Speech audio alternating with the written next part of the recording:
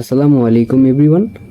আজকে আমরা বুয়েট 23-24 ভর্তি পরীক্ষায় আসা কেমিস্ট্রি অংশের যে ম্যাথগুলা সেগুলোর মধ্যে কিছু ম্যাথ করার ট্রাই করব। তো আজকে আমরা স্লাইডে 3টা ম্যাথ রাখার ট্রাই করছি। এখানে একটা ম্যাথ আছে এবং এখানে আরও 2টা ম্যাথ আছে, ঠিক আছে। তো এগুলোকে ম্যাথ বলা যায় না, মেইনলি আসলে প্রথমটাই ম্যাথ আর বাকি 2টা হচ্ছে থিওরিটিক্যাল। আমরা জানি যে বুয়েটে কেমিস্ট্রি অংশে থিওরিটিক্যাল অনেক কোশ্চেনই এসে থাকে। তো চলো আমরা 3টা যে প্রবলেম আছে সেগুলো সলভ করে ট্রাই করি। তো প্রথম প্রবলেমটা দেখতে পাচ্ছ একদমই সহজ, যে ক্যালসিয়াম হাইড্রক্সাইডের বলে দেওয়া আছে যার কেএসপি আছে। ওই কেএসপিটা বলে দেওয়া থাকলে আমাদের দ্রাব্যতা বের করতে বলছে, অ্যান্ড দ্রাব্যতা অবশ্যই কিসে বের করতে বলছে, মোল এবং কিলোমোল পার মিটার কিউব। ওকে, তো আমাদের ফার্স্টে দেখতে হবে যে ক্যালসিয়াম হাইড্রক্সাইড এটাকে আমরা ভাঙতে পারি কিভাবে। তো ধরো যে ক্যালসিয়াম হাইড্রক্সাইড আছে, এটাকে আমরা যদি ভাঙি তাহলে কি আসবে দেখো, ক্যালসিয়াম 2+ আসবে আর একটা 2OH- আসবে, তাই না? এখন আমরা দ্রাব্যতা কেএসপির ক্ষেত্রে কি করি, দ্রাব্যতা যদি এস হয়ে থাকে তাহলে এখানে আসবে এস আর এখানে সামনে একটা 2 আছে তাই 2s।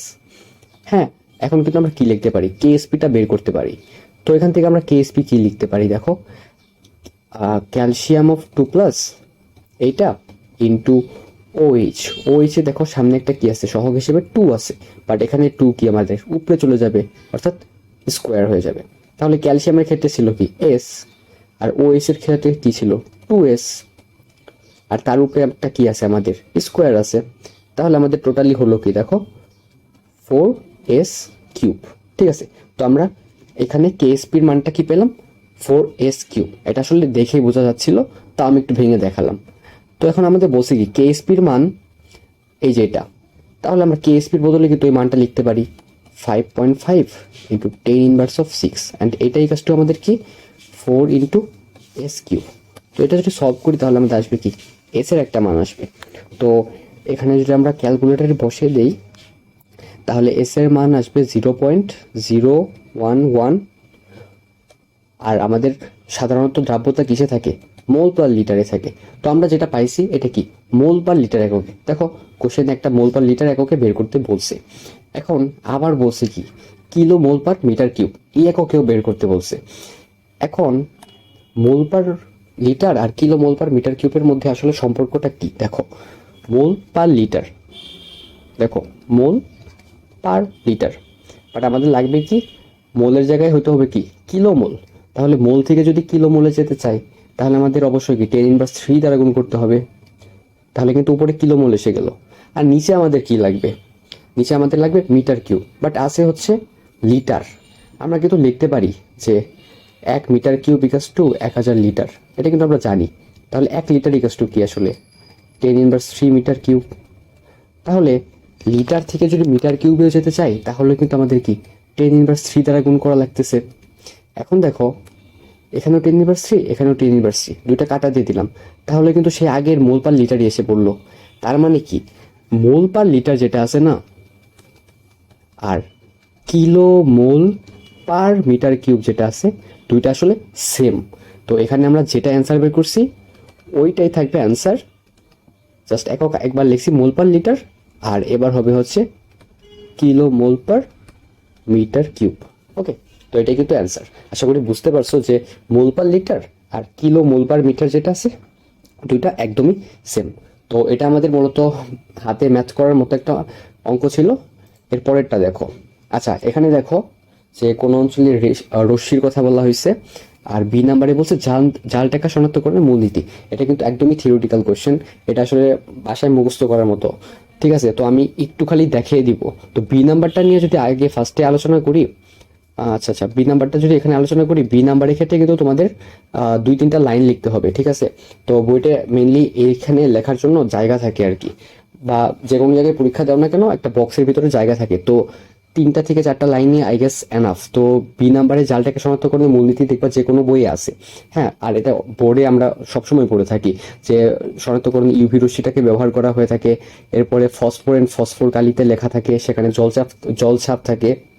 হ্যাঁ, তো সেই জলছাপ থেকে আমরা বুঝতে পারি যে আসল টাকা নকল টাকা, এরকম মানে 2-3টা লাইন, 4টা হলে মানে খুব ভালো হয়, 3-4টা হলে। তো তো এরকম একটু সাজিয়ে লিখলে মানে ফুল নাম্বারই পাওয়া যায় আশা করি। আর উপরে যেটা আছে এটা কিন্তু একদম এক কথায় নাম্বার। যেমন ওয়াইফাইয়ের ক্ষেত্রে কোন রশ্মি থাকে? অবশ্যই কি মাইক্রোওয়েভ।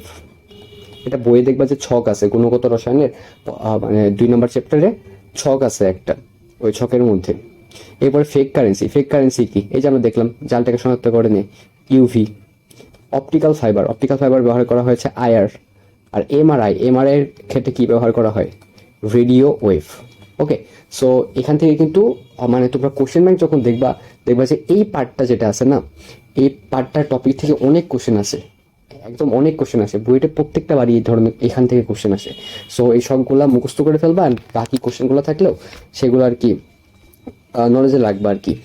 হ্যাঁ, এখানে যতগুলা মানে রশ্মির কথা বলা আছে সবগুলার একটা করে ব্যবহার বা একটা করে উদাহরণ জানা থাকলে এক্সামে খুব সুবিধা হয়, এগুলো বোর্ডেও আসতে পারে। তো আশা করি এটা বুঝতে পারছো, অ্যান্ড খুবই এটা মানে মুখস্থর মতো। আচ্ছা, এরপরেরটা দেখো। এরপরটা আসলে যে 5 নাম্বার যে অধ্যায় আছে চ্যাপ্টার 5 ফার্স্ট পেপারে, সেখান থেকে আসছে। তো এটাও একদমই মুখস্থ, অ্যান্ড বুয়েটের এই ধরনের কোশ্চেন আগেও হয়তো বা আসছে, আমি শিওরলি বলতে পারি না। বাট এই কোশ্চেনটা আর কি কাইন্ডা এমসিকিউর ক্ষেত্রে খুব কাজে দেয়, ঠিক আছে? তো আমি এখানে অ্যান্সারটা বলে দিচ্ছি, তোমাদের ক্ষেত্রে আর কি কাজ থাকবে এইগুলা মানে বাসায় পড়ে নেওয়া, ঠিক আছে? ওকে, তো বীজের ক্ষেত্রে কি হয়ে থাকে আসলে? ক্রপ সিটের ক্ষেত্রে আমরা ইউজ করি হচ্ছে এই যে গামারে যেটা আছে না, এইটা। তার মানে এখানে আমাদের বসবে হচ্ছে 5 নাম্বারটা। কোমল পানীয়র ক্ষেত্রে আমরা সবাই জানি ব্যবহার করা হয় সোডিয়াম বেনজয়েট। তো এখানে আমাদের বসবে কি 1 নাম্বারটা। এরপরে ফলের জুস কি? খুবই সোজা, ভিটামিন সি, মানে কি 4 নাম্বারটা আইভি। এরপরে ইলিশ মাছের ক্ষেত্রে কি তোমরা পড়ছো হয়তো বা লবণ দেওয়া হয়ে থাকে, তো লবণ কি? সোডিয়াম ক্লোরাইড, মানে কত 3 নাম্বার। তো বাকি রইলো কি আমাদের সোডিয়াম নাইট্রেট, অ্যান্ড এটা হচ্ছে মাংসের ক্ষেত্রে ইউজ করা হয়ে থাকে, ঠিক আছে? তো বইটি হয়তো বা এইভাবে না লিখলেও মানে যে এইভাবে লেখা যেতে পারে, এর সাথে ভি, কিংবা ই এর সাথে তোমার হচ্ছে কত 2, এভাবে লিখলে আর কি ফুল মার্কস পাওয়া যায়। তো আশা করি আজকের ভিডিওটা বুঝতে পারছো। আমি মেইনলি আজকে এই যে দুইটা, এটা একটা, হ্যাঁ তোমরা কিন্তু এটাকে মুখস্থ করে নিবা, এটা কিন্তু খুব ইম্পর্টেন্ট। বইতে মানে 2বার মনে হয় আসছে এখান থেকে কোশ্চেন, আর এটা থেকে মানে ম্যাক্সিমামই কোশ্চেন আসে। তো এই দুইটা কোশ্চেন হচ্ছে একদম মুখস্থ, আর প্রথম কোশ্চেনে একটা সোজা অ্যান্সার, জাস্ট আমাদের এককটা পরিবর্তন করতে হতো। সো আশা করি আজকে ভিডিওটা বুঝতে পারছো। কোনো সমস্যা থাকলে আমাদের জানাতে পারো, অ্যান্ড আমাদের টেলিগ্রাম গ্রুপেও যুক্ত হয়ে যেতে পারো। আসসালামু আলাইকুম।